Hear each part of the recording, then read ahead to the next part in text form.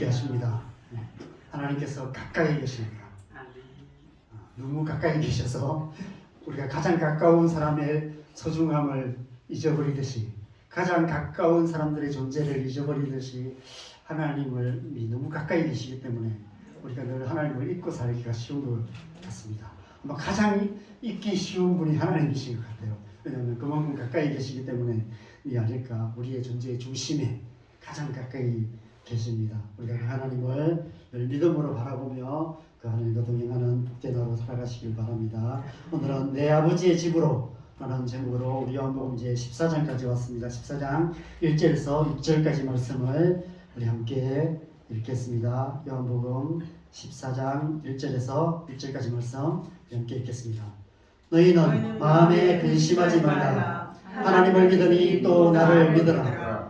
내 아버지 집에 거할 곳이 많도다. 그렇지 않으면 너희에게 일렀으리라. 내가 너희를 위하여 거처를 예비하러 가노니 가서 너희를 위하여 거처를 예비하면 내가 다시 와서 너희를 내게로 영접하여 나 있는 곳에 너희도 있게 하리라. 내가 어디로 가는지 그 길을 너희가 아느니라. 도마가 이르되 주여 주께서 어디로 가시는지 우리가 알지 못하는거늘 그 길을 어찌 알겠사옵나이까. 예수께서 이르시되 내가 곧 길이요 진리요 생명이니 나로 말미암지 않고는 아버지께로 올 자가 없느니라. 아멘. 네.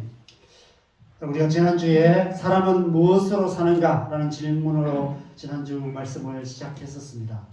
사람은 무엇으로 삽니까? 사람은 사랑으로 삽니다. 우리가 엄마 뱃속에 잉태되는 순간부터 시작해서 태어나고 자라는 모든 과정에서 받는 사랑의 질과 양이 우리 삶의 내용을 결정하게 됩니다. 우리가 온전한 사람이 되고 온전한 삶을 살기 위해서는 온전한 사랑을 충분히 받아야만 합니다. 그렇다면 온전한 사랑이란 어떤 사랑일까요? 우리 지난주 본문인 요한복음 13장부터 앞으로 우리가 계속 살펴볼 17장까지 말씀은 예수님께서 잡히시던 밤, 마지막 밤에 제자들에게만 하신 은밀한 말씀이 요한복음 13장에서 17장까지 말씀입니다.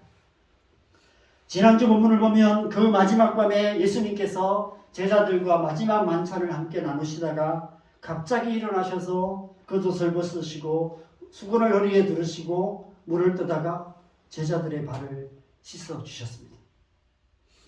사도 요한은 이 마지막 밤을, 예수님과의 이 마지막 밤을 기억하면서 세상에 있는 자기 사람들을 사랑하시되 끝까지 사랑하시니라, 이렇게 기록하고 있습니다.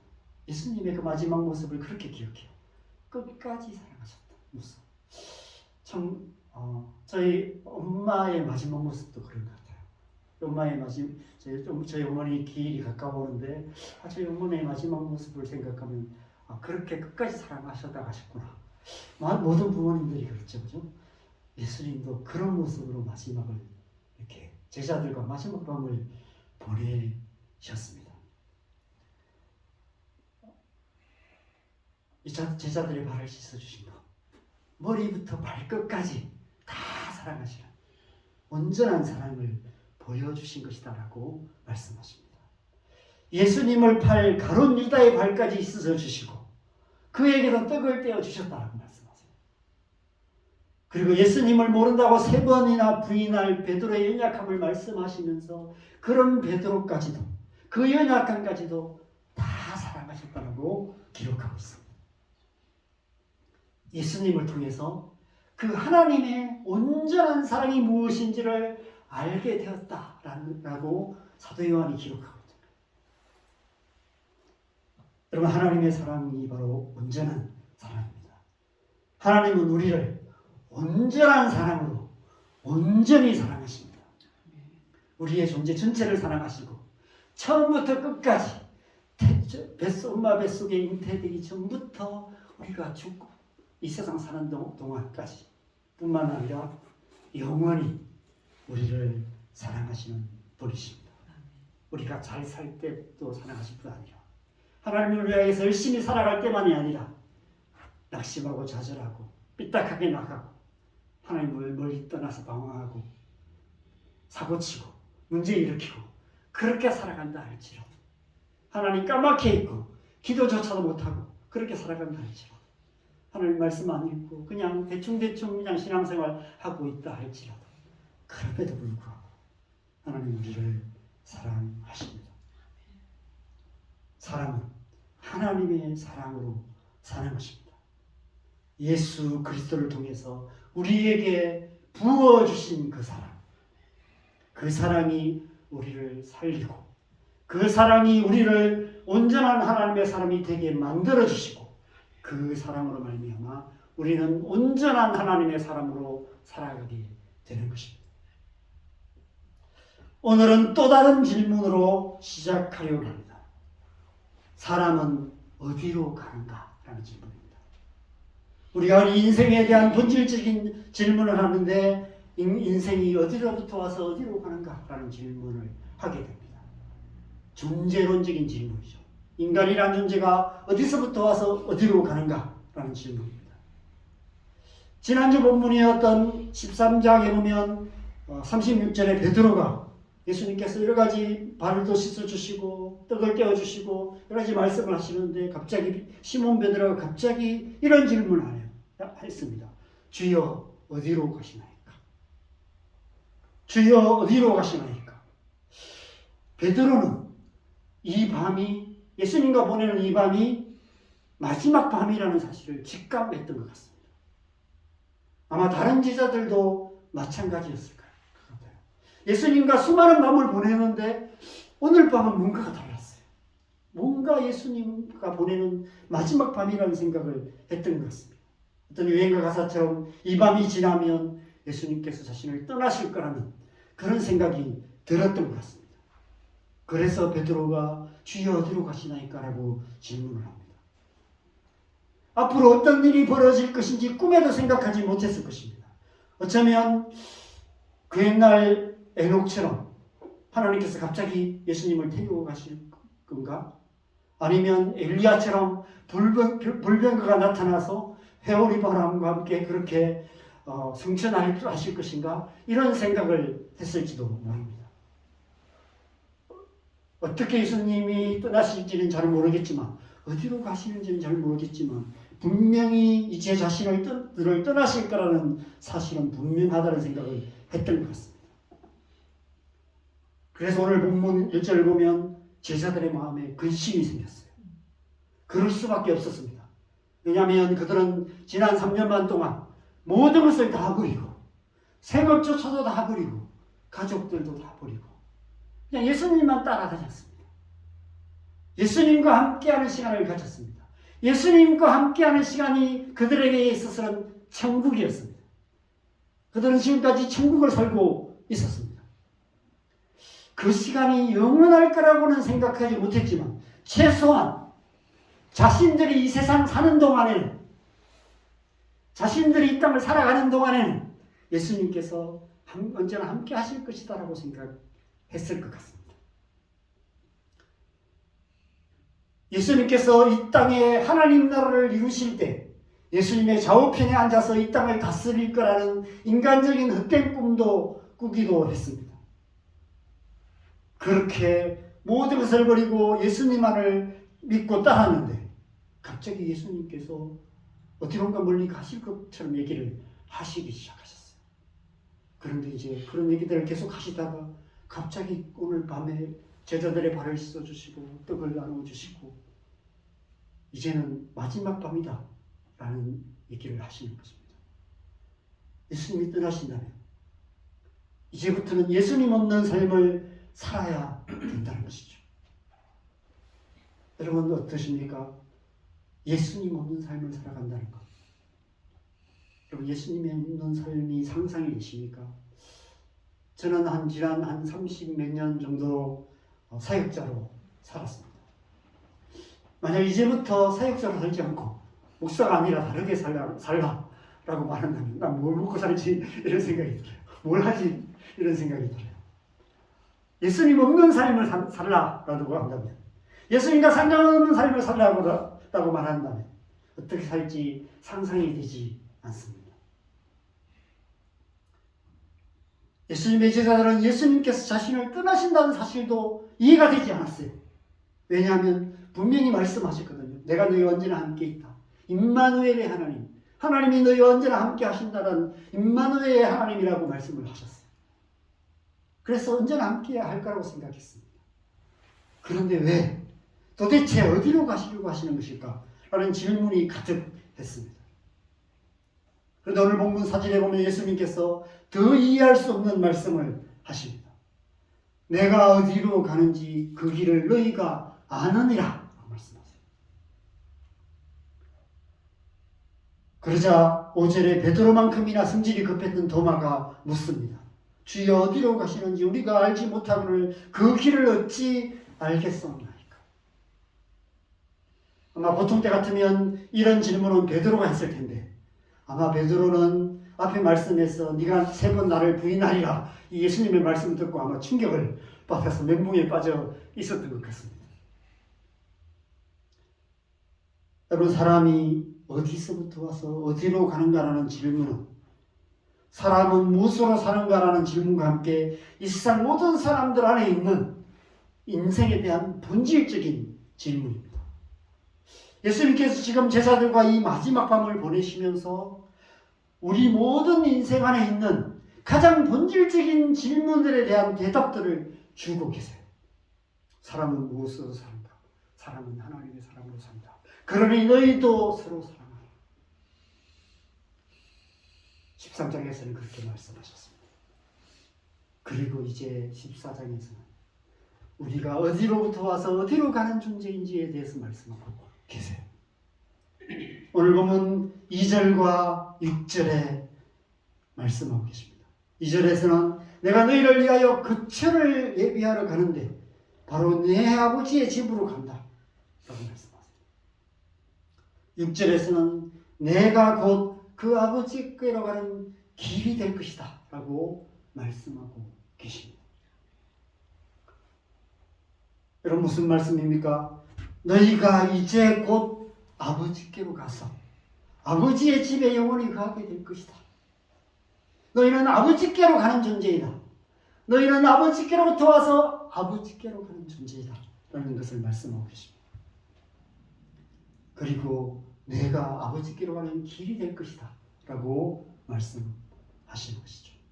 그래서 내가 이 길, 곧 십자가의 길을 가고 있다라고 말씀하고 계십니다. 사람은 어디로부터 와서 어디로 가는가? 사람은 하나님으로부터 와서 하나님 아버지의 집으로 가는 존재다라고 말씀하고 계시는 것입니다. 내 아버지신 하나님이 이제부터는 너희 아버지가 될 것이다 라고 말씀하세요. 그래서 너희도 나처럼 아버지의 아들이 되어서 너희도 나처럼 아버지의 집으로 들어가게 될 것이다 라고 말씀하시는 것입니다. 예수 그리스도의 아버지신 하나님께서 나의 아버지, 우리의 아버지가 되시는 것, 그것이 바로 복음입니다. 누구든지 예수 그리스도를 믿으면 하나님의 자녀가 되고 하나님을 나의 아버지, 아바 아버지라고 부를 수 있게 되는 것이죠. 그래서 이 요한복음의 이 복음에는 아버지라는 단어가 굉장히 많이 있습니다. 아버지라는 단어가 들어있는 성경 구절이 요한복음에만 118절이나 있습니다. 그런데 어떤 전에는 2번, 3번, 어떤 전에는 4번까지 기록되어 있습니다. 그래서 아버지라는 단어만 다 찾아보면 약 160번 정도 기록되어 있어요. 다른 세 복음서를 다 합한 것보다도 훨씬 많이 기록되어 있습니다.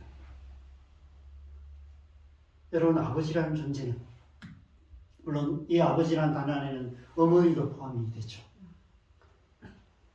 아버지라는 존재는 나라는 존재의 뿌리를 의미하는 존재입니다. 나라는 존재는 아버지라는 존재가 있었기 때문에 나라는 존재가 이 땅에 있는 거예요. 아버지를 잃어버리고 할아버지를 잃어버린 고아는 있지만 아버지 없는 존재는 없습니다. 아버지가 돌아가셨거나 아버지를 잃어버려서 고아가 되었거나 그래서 아버지가 없는 고아는 있지만 그러나 그럼에도 불구하고 그가 그 땅에 존재하는 이유는 아버지가 계셨기 때문입니다. 그런데 그 아버지, 그 아버지의 아버지, 그 아버지의 아버지의 아버지, 그렇게 아버지의 아버지의 아버지로 그렇게 거슬러 올라가다라 보면 나라는 존재가 지금 여기 있게 된 가장 첫 번째 시작이 되는 아버지가 계신다는 것입니다. 성경은 그렇게 거슬러 올라가서 아버지의 아버지, 아버지의 아버지로 거슬러 올라가는 말씀이 기록되어 있는데 누가복음 3장 23절에서 38절까지 예수님의 족보입니다. 누가복음에 기록된 예수님의 족보는 마태복음과 반대로 거꾸로 거슬러 올라가고 있어요. 예수님부터 시작해서 그 위는 누구요, 그 위는 누구요 해서 그렇게 거슬러 올라가는데 마지막 38절을 보면 이렇게 기록하고 있습니다. 같이 읽겠습니다. 시작. 그 위는 에노스요, 그 위는 셋이요, 그 위는 아담이요, 그 위는 하나님이시니라. 아멘. 여러분, 이 세상의 모든 족보들을 보면 다 거슬러 올라가다 보면 어떤 한 사람에게서 시작해요. 우리는 그 사람을 우리 가문의 시조라고 부릅니다. 가장 첫 번째 아버지라는 것이죠. 저는 밀양박씨인데 저의 족보를 거슬러 올라가 보면 저의 시조를 박혁거세라고 써 있습니다.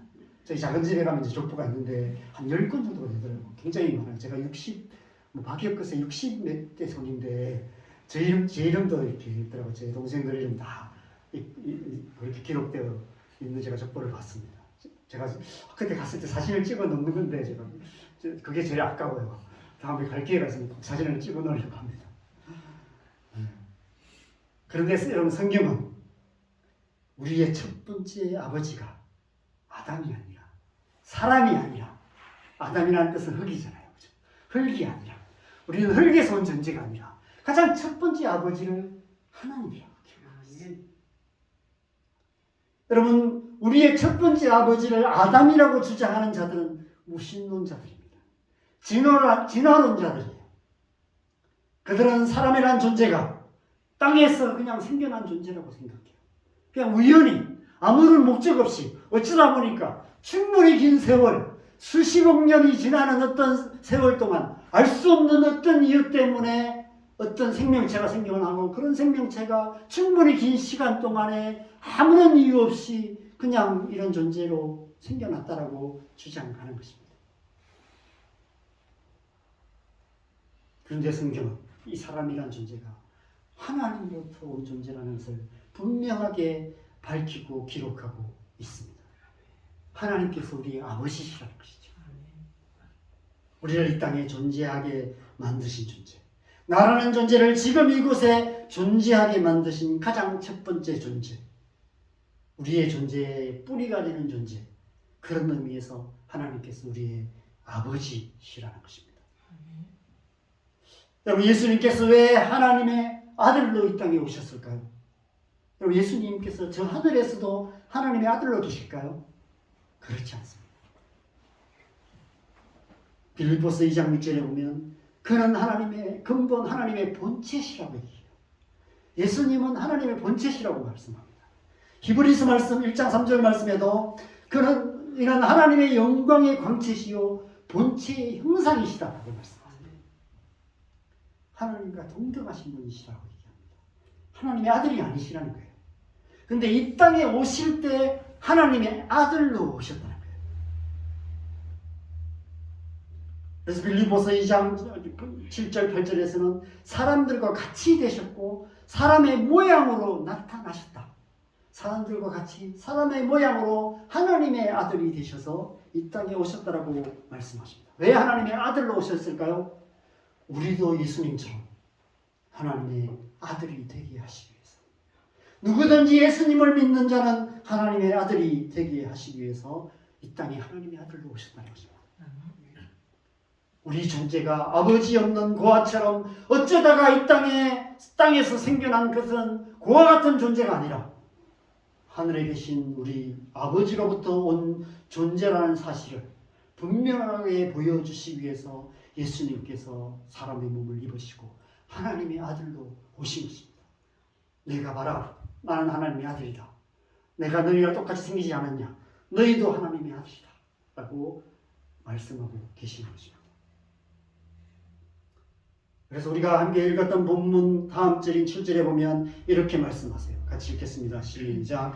너희가 나를 알았더라면 내 아버지도 알았으리로다. 이제부터는 너희가 그를 알았고 또 아느니라.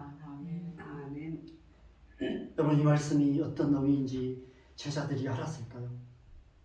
여러분, 예수님께서 하나님의 본체시라는 것은 예수님께서 곧 하나님이시고 예수님께서 곧 아버지시라는 것입니다.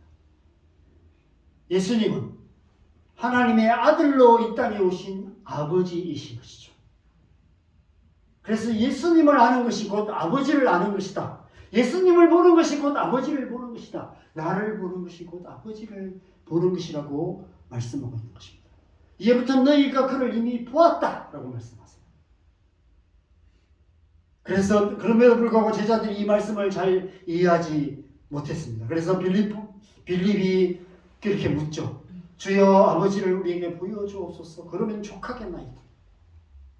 이 빌립의 요청에 예수님께서 이렇게 대답하십니다. 우리 9절 말씀 같이 읽겠습니다. 시작. 예수께서 이르시되 빌립아, 내가 이렇게 오래 너희와 함께 있으되 네가 나를 알지 못하느냐? 나를 본 자는 아버지를 보았거늘 어찌하여 아버지를 보이라 하느냐. 여러분, 무슨 의미입니까? 말 그대로 하면 내가 네 아버지다 이런 말입니다. 나를 보는 것이 곧 아버지를 보는 것이다 라고 말씀하고 계시는 것입니다. 그 다음 절인 10절 11절에 이 말씀을 좀 더 자세하게 풀어주세요. 내가 아버지 안에 거하고 아버지는 내 안에 계신다. 내가 아버지 안에 거하고 아버지께서 내 안에 계심을 믿어라 라고 말씀하고 계시는 것입니다. 예수님께서 지금 하나님의 아들로 사람의 모양으로 이 땅에 오셨지만 그 사람의 모양 안에 하나님의 본체가 계신다는 거예요. 예수님 안에 아버지가 계셔서 아버지께서 이 땅에 오셨다는 것입니다. 예수님께서 곧 하나님이시며 예수님께서 곧 우리의 존재의 뿌리가 되시는 아버지시라는 것입니다. 그런데 그들은 지금 아버지를 보고도 알아보지 못하는 아버지 없는 고아의 영으로 살아가고 있었던 것입니다. 여러분, 이것이 이 세상 모든 사람들의 영적인 현실입니다. 이 세상 모든 영혼들은 아버지 없는 고아의 영으로 세상의 어두운 뒷골목에서 쓰레기통을 뒤지며 살아가고 죄와 사망의 권세 아래서 종노릇하는 종의 영으로 살아가고 있습니다. 그 끝은 멸망이죠. 그래서 예수님께서 이 땅에 오신 것입니다. 그래서 하나님의 아들로 이 땅에 오신 것이죠. 그리고 그 하나님의 아들이신 예수께서 이제 길을 가고 계세요. 세상과 다른 길을 가고 계세요. 우리를 다시 하나님의 자녀가 되게 하시기 위해, 우리를 다시 아버지의 집으로 돌아갈 수 있는 길이 되시기 위해 십자가의 길을 가고 계시는 것입니다. 내가 곧 길이요 진리요 생명이니 나로 말미암지 않고는 아버지께로 올 자가 없느니라. 예수님께서 십자가에서 그 몸을 찢으심으로 하늘의 문을 여시고 그 피를 강같이 흘리심으로 하늘로 가는 길, 하나님 아버지의 집으로 가는 하늘의 길을 내신 것입니다. 예수님께서 십자가를 통하여서 아버지의 집으로 돌아가는 길이 되신 것입니다. 우리는 그 예수님을 믿음으로 하나님의 자녀가 되는 것이죠. 예수 그리스도의 아버지를 내 아버지라고 부를 수 있게 되는 것입니다. 그리고 예수님께서 십자가로 열어놓으신 그 새롭고 산 길을 통해 우리는 날마다 아버지의 집으로 날마다 더 가까이 나아가게 되는 것이죠. 그것이 신앙생활입니다. 여러분, 신앙생활은 교회 생활 잘하는 것이 전부가 아닙니다. 신앙생활을 잘하는 데 있어서 교회 생활은 중요하겠죠. 그러나 교회 생활이 잘하는 것이 곧 신앙생활이 되는 것은 아닙니다. 신앙생활은 우리의 삶의 모든 현장에서 날마다 하나님 아버지의 사랑 안에 거하며 날마다 저 영원한 하늘 아버지의 집으로 날마다 더 가까이 나아가는 그런 영적인 여정, 그것이 신앙생활인 것입니다. 그래서 우리는 날마다 하나님을 바라보며 날마다 하나님을 알아가기에 힘쓰는 삶을 살아가야 하는 것이죠.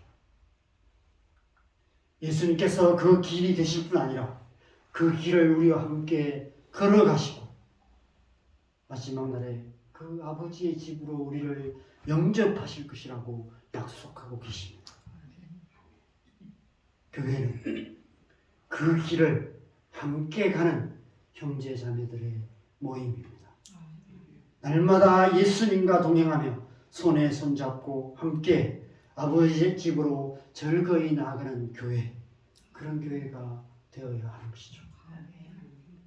때로 연약해져 있는 자를 손잡아 일으키고 함께 주님 나라를 향해서 함께 걸어가는 공동체, 그것이 교회인 것입니다.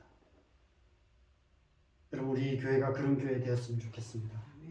비록 작은 소수의 무리이지만 우리가 함께 주님 앞에 더 깊이 나아가는, 하나님 앞에 더 가까이 나아가는, 날마다 아버지의 집으로 가까이 나아가는 그런 신앙생활하는 그런 교회 되었으면 좋겠습니다. 우리의 신앙생활이 날마다 하늘 아버지의 집으로 더 가까이 나아가는 그런 신앙생활 되기를 바랍니다. 세상의 어떤 것에 마음 빼앗겨 세상의 길로 퇴행하지 않고 율법적이고 종교적인 행위에 머물러 그냥 교회 생활 잘하는 정도에 머물러 있지 않고 날마다 예수님과 함께, 날마다 사랑하는 형제 자매들과 함께 저 높은 곳을 향하여 날마다 나아가는 그런 신앙생활 하시는 저와 여러분 되시기를 주님의 이름으로 간절히 축원합니다. 네, 우리 함께 찬양하고 기도하겠습니다. 우리 찬송가 491장 저 높은 곳을 향하여 우리 함께 찬양하면서 기도하겠습니다.